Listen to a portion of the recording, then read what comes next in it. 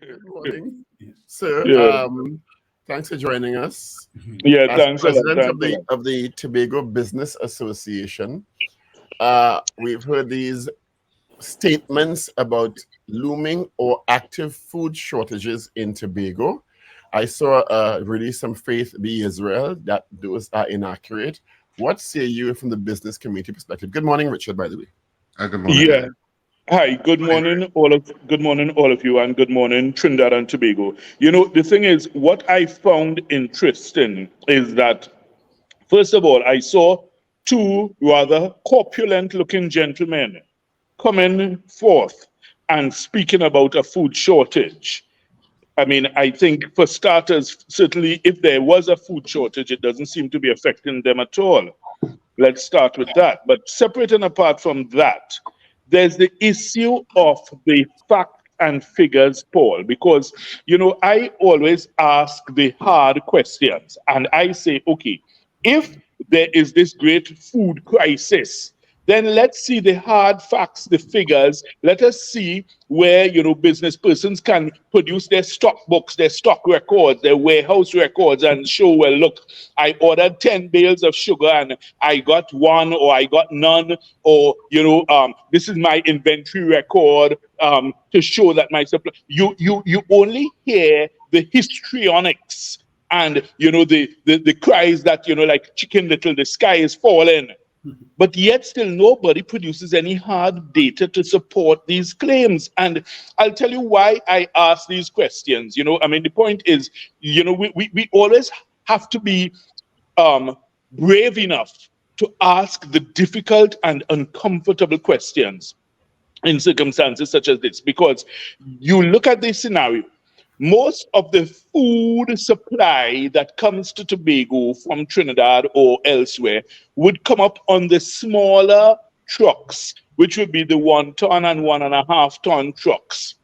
These trucks have always been facilitated on the fast ferry vessels. So therefore, the lack of the cargo star could not in any way be affecting these things. Even if you're talking about bags of sugar, bags of flour, a normal 1 ton, 1.5 ton truck could bring those, even a 3 ton truck, which is sometimes facilitated on the fast ferry. So therefore, where is all of this drama coming from? And, you know, I mean, I saw the release, exactly what you mentioned there from Faith Be Israel. And, you know, she herself has raised some questions, some of which I have posited also, because I said, listen, isn't Tobago concerned about the bigger issue, the bigger question of its inability to feed itself? You keep talking about you want autonomy, you want independence, you want this. One cargo vessel is down for a week or two, and you are in a food crisis. What does that say about your production of food? If you recall, years ago, Tobago used to be the food basket. Tobago used to be producing enough food to export up the Caribbean to supply Trinidad. You know, nothing is being planted, nothing is being grown. Aren't these the bigger questions that Tobagonians should be concerning themselves about, you know, more than, you know, worrying about what might be an artificially generated crisis? So, you know, I have always been one who, you know, regardless of what the masses are saying or what the general opinion is, I've always been one to stand up and question things and say, hey, is there another way of looking at this? Is there another way of analyzing this, or assessing this? And that is why I have asked these questions in that way. You know, so I think that definitely, unless and until I can see some hard empirical evidence to say that there really is a food shortage or a food crisis, I am not yet convinced that there is.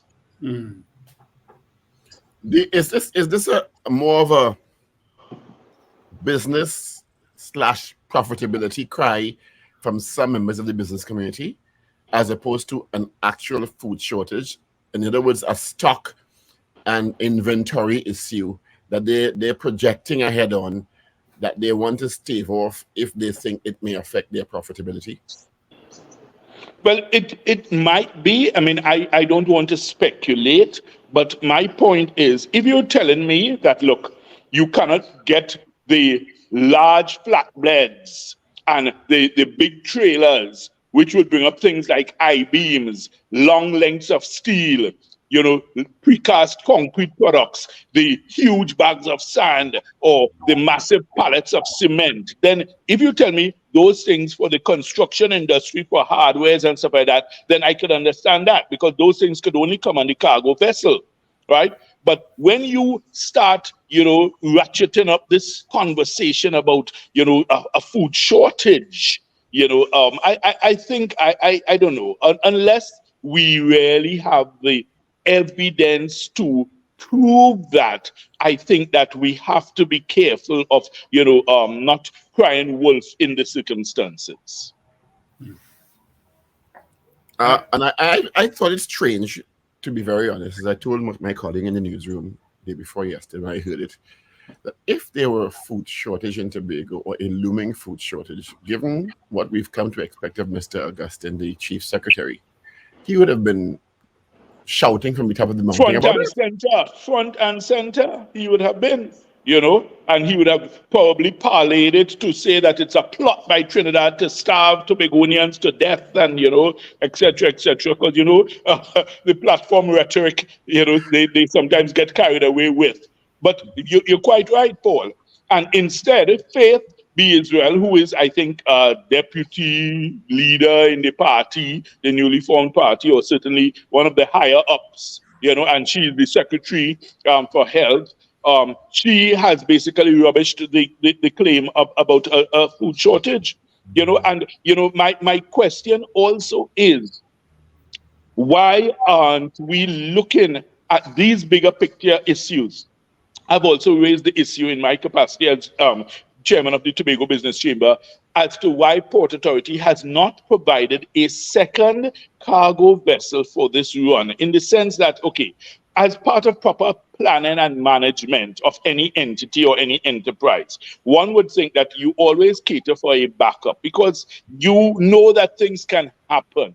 So therefore, it seems incumbent upon them that they ought to consider getting a second vessel. So therefore, even when things like this happen, you have a vessel that can come into service, or maybe even share the workload, so that one vessel doesn't get overburdened and you have to then put it on dry dock for months because it has so much work to do, that kind of thing. That just seems to me part of proper responsible planning. So those are two issues that I would say we need to highlight in the circumstances, rather than talking about maybe what might be a contrived food crisis. The recent comment about the issue related to the Airbridge also is something that we haven't spoken to you since it happened. The CAL pilots and the ancillary issues related to that, because yes, it affected international passengers, but it also affected the local Airbridge significantly. And yes, it's not the first time. And there have been several remedies proffered. I know before the assembly would have subsidized the Virgin, that had to stop because it was deemed unsustainable. What do you think? Where do you think the solution lies? Well, the thing is, I think we have to first understand and approach the Airbridge as a necessary and fundamental part of the transportation system in Trinidad and Tobago, in the sense that, the connectivity between the islands is not a favor. It is not something that you can, as the CEO of CAL so glibly and, in a puerile fashion tries to say, well, it's not a profitable route. It has nothing to do with profitability. It's almost as absurd as trying to say, well, let's look at Port of Spain General Hospital. For all these years, it hasn't made a profit, so let's close it down. It's an essential service. You are dealing with a scenario where there are so many situations where persons have, for business reasons, for medical emergencies, for whatever, they need to have that fast access of transport between Trinidad and Tobago. So we need to first of all have that mindset in relation to the Airbridge.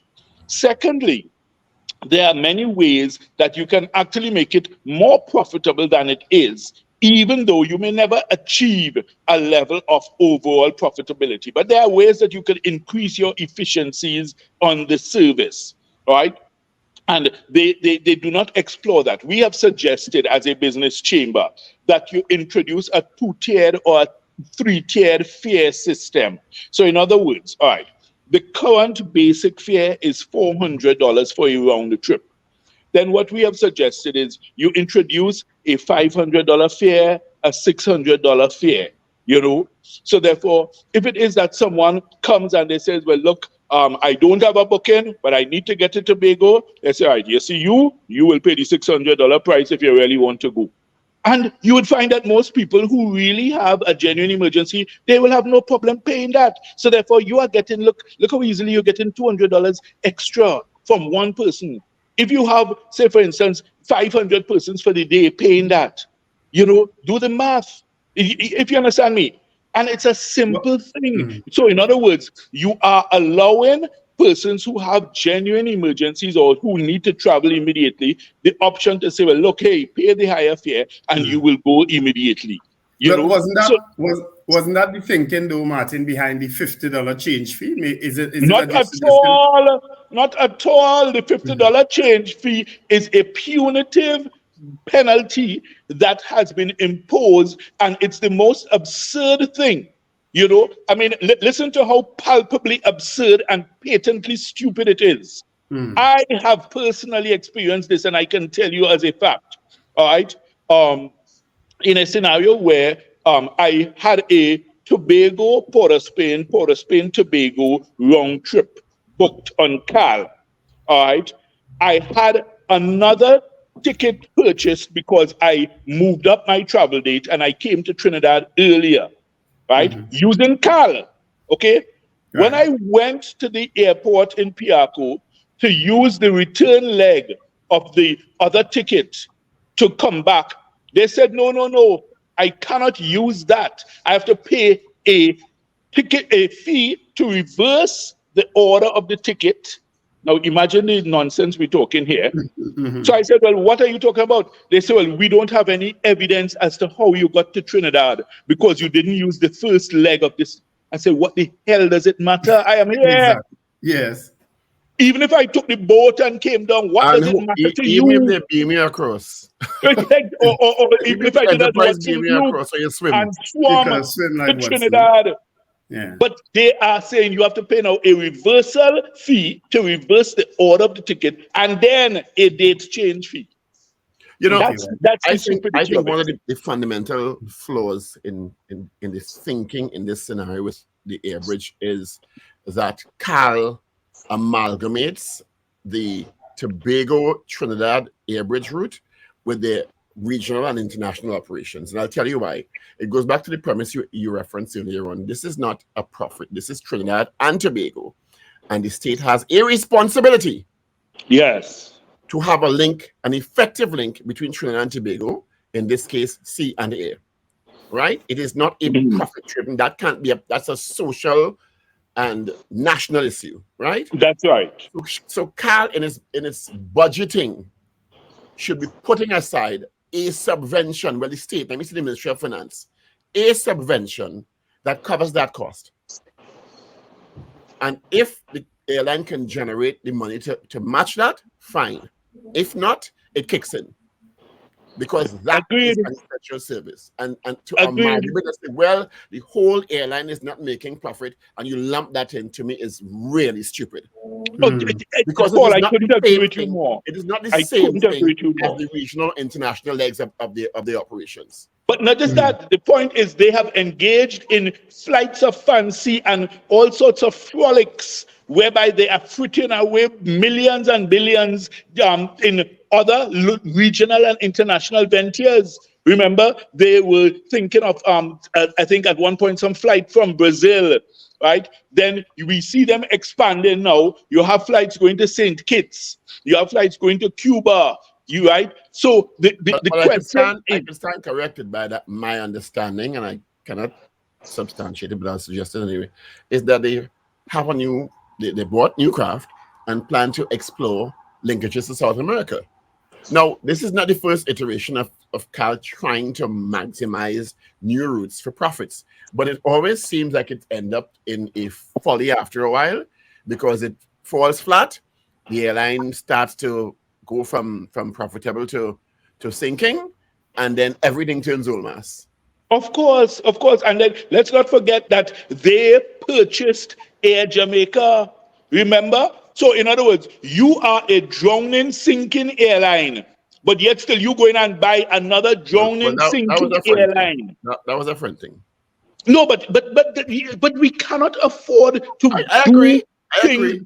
business on the basis of friendship if you're talking about the national coffers. So I mean that's so absurd because Air Jamaica losing millions and billions, you losing millions and billions, but yet still you going and buy out another drowning airline. Look at Sir Richard Branson. I mean, one of the world's greatest entrepreneurs. Look at the trouble he has had trying to keep Virgin afloat, the airlines. Airlines are risky, they are risky ventures. So therefore, if you are already losing money, how on earth could you ever see it making sense that you go in and buy another losing airline? That's like two drunk men, one trying to lead the other one home. They will never get there. And then the cultural differences that came out where Jamaicans felt offended. Some Jamaicans felt offended and they stopped flying the craft.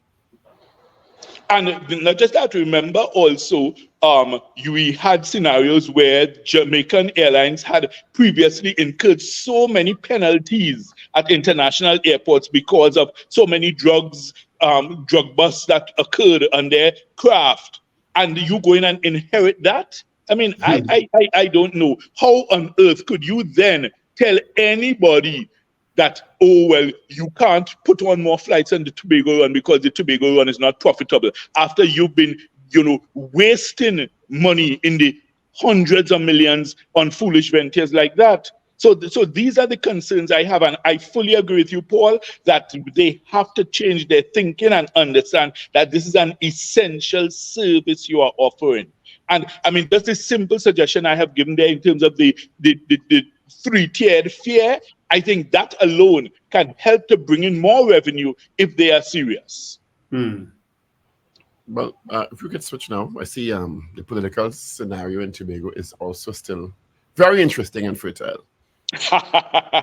Where Mr. Duke, after getting the resounding beating in Trinidad local government election, has said he's scaling back and he's now extended, the olive branch to Mr. Augustine. He said he's tried to contact Mr. Augustine several times and Mr. Augustine has not answered him.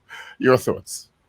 Well, I mean, the thing is, it is clear that after receiving a beating like a Good Friday Boboli in Trinidad, Watson Duke is clearly desperately seeking relevance. Remember the movie some years ago, Desperately Seeking Susan? Well, he's desperately seeking Farley.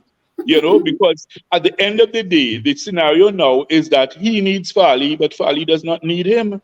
It's plain and simple as that. Mr. Duke has engaged in these forays into, all sorts of follies, such as saying he wants to be the mayor of Port of Spain. Does he even have a clue as to how the mayor of Port of Spain is chosen? You have to win the Port of Spain corporation. That means all the aldermen will then have to decide who is going to be the mayor. You don't even have a toehold there, but yet still you are going to come publicly and talk rubbish. I don't like that phrase, toehold.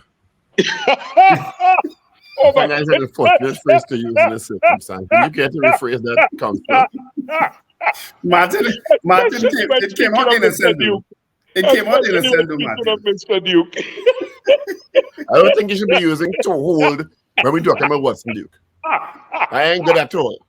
But I don't think the toe was held on to very well at all in any case. But I digress.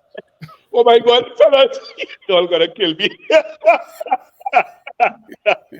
Oh my God, yes, good point. But the thing is, and so Tobagoans are asking questions as to, well, hey, wait, just now, it's only because you got licks down there, you're now coming back, talking to us, saying that, oh, well, you're ready to extend the olive branch. I mean, the point is, I don't think anybody is going to be fooled or, convinced by this last-ditch attempt at reconciliation or rapprochement. Because, basically you have a scenario where two man can't live in one hole. And if you already got rid of one of the There man you go with these euphemisms that are inappropriate again.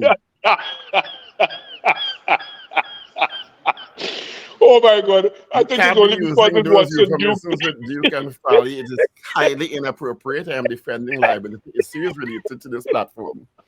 Oh my God! Is Duke politically over?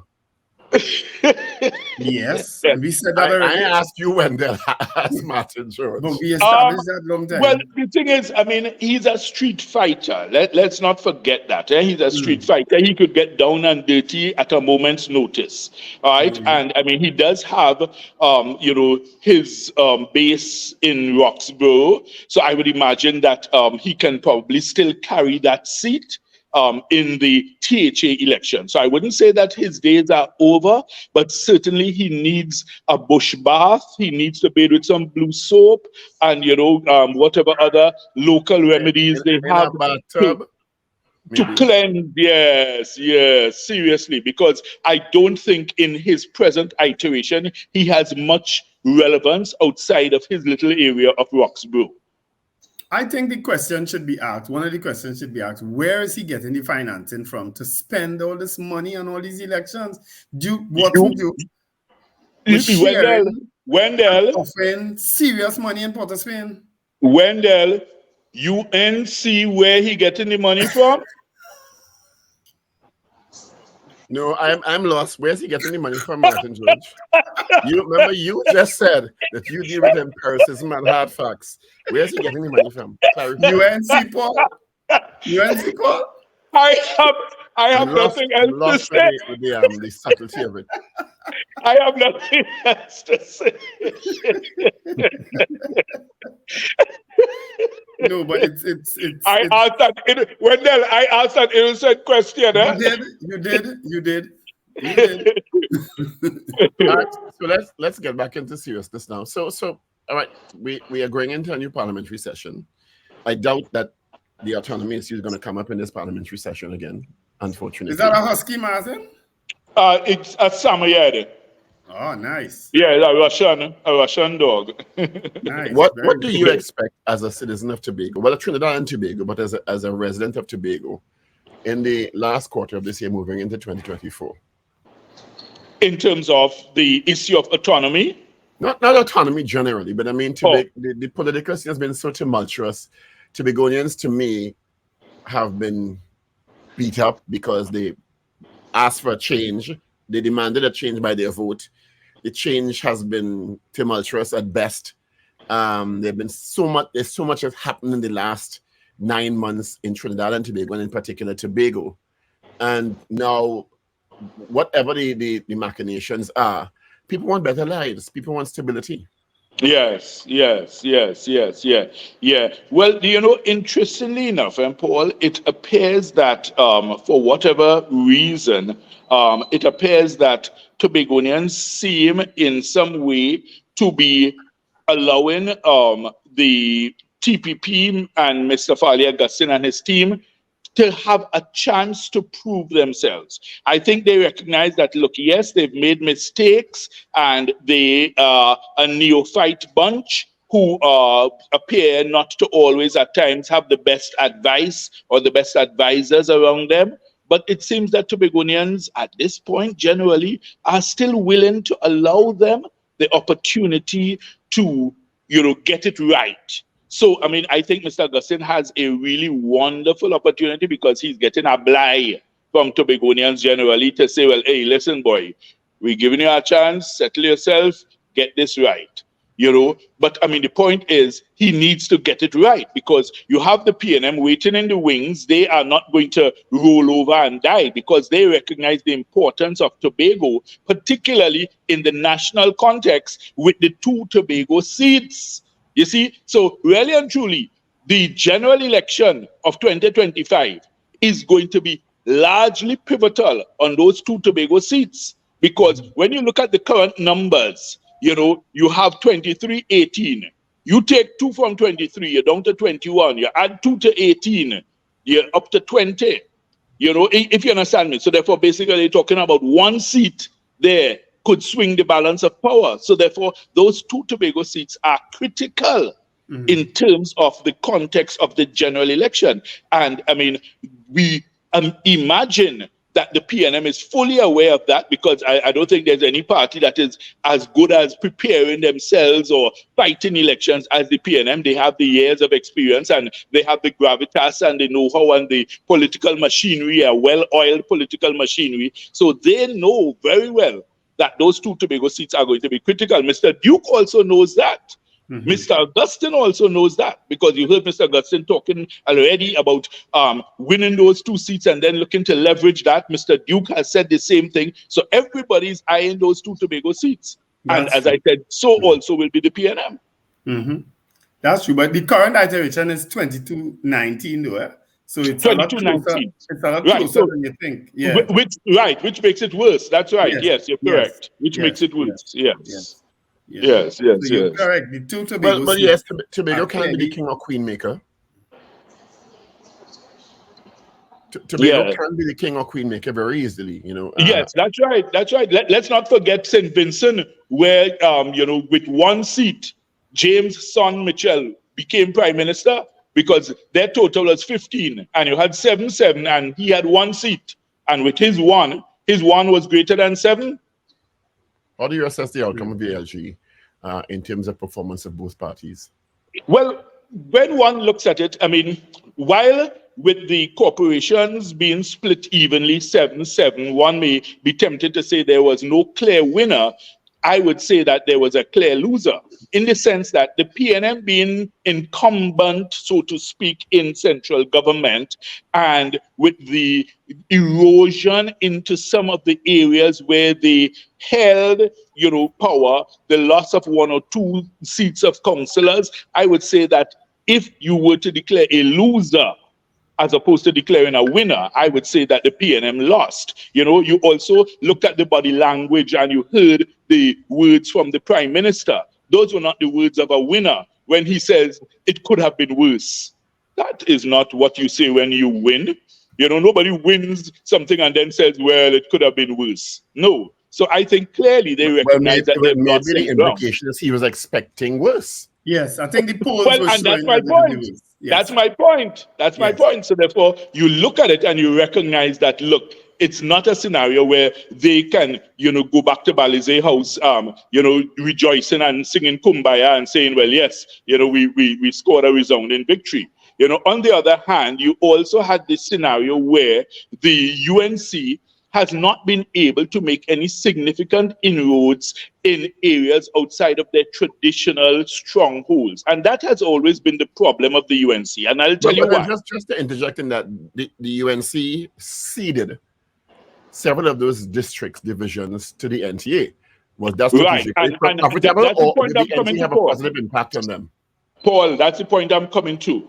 The UNC has always appeared, and this is just my simple view, they have always appeared afraid to make any serious foray into their non-traditional areas. They love staying in their comfort zones. So they will go to their traditional areas and preach to the converted. They will preach to the choir, and they love the adulation and the praise and the shouting and clapping and that they get from their own hardcore supporters, instead of saying, well, hey, listen, we already have those in the bag. Let us really make a concerted effort and a concerted push to expand beyond our traditional areas. Instead, what they like to do is stay in the background and finance others and say, all right, you go and you fight there, you fight there, you fight there. That's what they like doing. And at the end of the day, you have to show that courage and that willingness to really transform yourself out of your traditional areas into a national party by saying, hey, listen, all right, we're setting up a permanent, center in Laventille where we will be doing work, we will be, focusing on the BSAM, regardless, win, lose, or draw, we are here to stay. They need to show that sustainability. Instead, what they love doing is coming around election time, handing out a mattress, a stove, a $300 wrap up in a jersey, etc. And they think that people will be fooled by that. You know, and we Martin, have seen you in the know, past that the people take the money, they take the stove, they take the mattress, and then they go and they vote for whoever they want. you could not have said it better. And you know why too? They always say some ridiculous, disgusting, divisive statement, which is why they avoid those areas. They avoid those areas because of that. Because their true colors will eventually show themselves. That's what they do. In terms of campaign, do you think because there are two markedly different campaigns. One was pretty cerebral to me, and in reform with the PNM, focusing on the local government reform. And one was, where's the word? I don't want to use the word exploiting, but focused on national security and citizen security in terms of UNC security, cock it back, reload, etc. Right. And the thing is, Paul, you're quite right in terms of their approaches. They had two totally different approaches. And, you know, I would think that actually the PNM's cerebral approach is one that only appeals to a very small subsector of the population. Let's be honest. You know, I mean, the general masses, they love the platform rhetoric, the move along, the bacchanal, the cock it back and rock it back and unload the clip. And they love that kind of gun talk on the political platform, whether figuratively or literally. You know, so I think that in that regard, Kamala's campaign resonated with quite a few people. But then, as I pointed out, I think when we discussed this, I'm not sure if it's with you, it might have been with one of the lesser stations. So many to choose from. I made the point that there appeared to be a subtle subcontext, and this points to what Wendell is speaking to, of a racial element in the way that that message was being portrayed and parlayed. And I urged the opposition leader to be careful to ensure that she makes that clear distinction, that it's not a sense of basically, okay, what does a bandit look like? Good, we're going and shoot that kind of person. If you understand me, we have to be careful with that type of rhetoric, you know. Yep. So therefore, I think that would have backfired among persons who might have been on the fence or who may have been opposed to the UNC. They certainly would not have supported her in that rhetoric. So again, her appeal, as I say, resonated with her base, right? So, you know, what they do, they are mining votes. They keep digging deeper and deeper among their own hardcore supporters, and they're getting more votes in their traditional areas, which they will win anyhow. So in other words, you're winning by a bigger margin. What I don't agree with Mrs. Pasabi-Sessa's use, because I think the language is too inflammatory and a bit irresponsible in some instances. I think it resonated. I agree with you. With more than just her base. Yes. Because everybody is feeling the effects of crime. Right, yes, of course. I think you might have missed what Martin said there, Paul, because he's saying, yes, it did, but it would have, the interpretation at the end of the day was divisive. And right, that's correct. Yeah. That's correct. Speaking of crime, is a good segue before we end. The police service, Mrs. Harewood Christopher, I think, if I'm not mistaken, she was appointed in November last year. Would that be correct? I can't recall extension and given the year past her birthday or something like that when that scenario came up. Her extension was in May, I think. In May. How do you think the service is doing under Mrs. Harewood Christopher presently? Well, you know, I mean, it seems that I saw a report where the goodly Minister of National Security chose not to even comment on the performance of the Commissioner of Police. And I thought to myself, well, you know, maybe for once we are seeing a scenario where, you know, the minister decided to remain silent and, you know, use the wisdom of silence as his option, because we saw where Miss Christopher herself has had a penchant for giving herself ratings which don't seem to reflect public sentiment in any way, shape, form, or fashion. We saw it at the Police Association at their Sports and Family Day. We saw it at the Independence Day, celebrations, where she used a comparison quite curiously of one murder difference, to the date between last year and this year, to say, well, our strategies are working. Really, you planned and worked this down to such a science that you worked it out that you would have one murder less after 8 months? Really? Okay, so let's go 3-4 days later. Let's go to now, where we are past 400 murders. Compare it to last year's figures.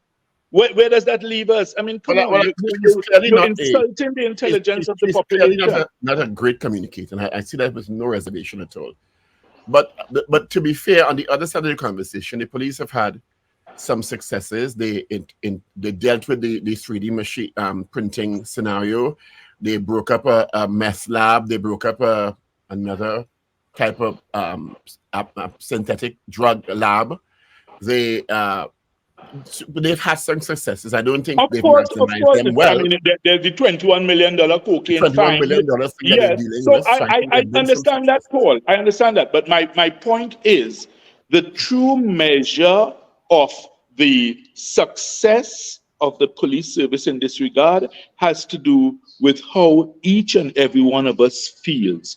Do you feel safer and more secure when you go about your daily activities, that you can go out on an evening or a night to a restaurant, go to a movie, go to the theater, go and see a good play, hopefully something by Richard Ragobarsing or some other, actor, where you can now take your family out and you can feel safe and say, well, yes, I can come back home without looking behind, without checking to see if anybody's following me, without checking to see if there's somebody waiting by my gate.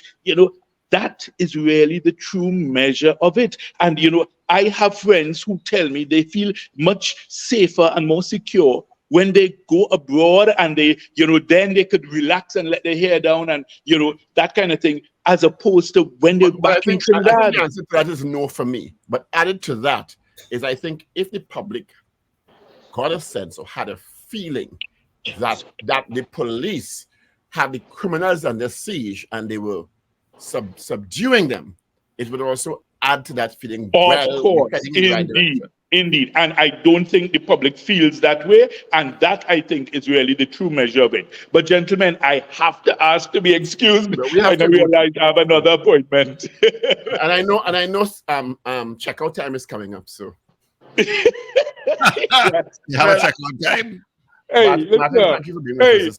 Always a pleasure. Mobilang and Bacchanal Station. Is you talk about like it like that? Property Victor in it. Is you talk about two men who are telling in the same home. But good morning and goodbye. I am leaving. Check out for who? He is home. I saw his Russian samurai. I am leaving. Goodbye.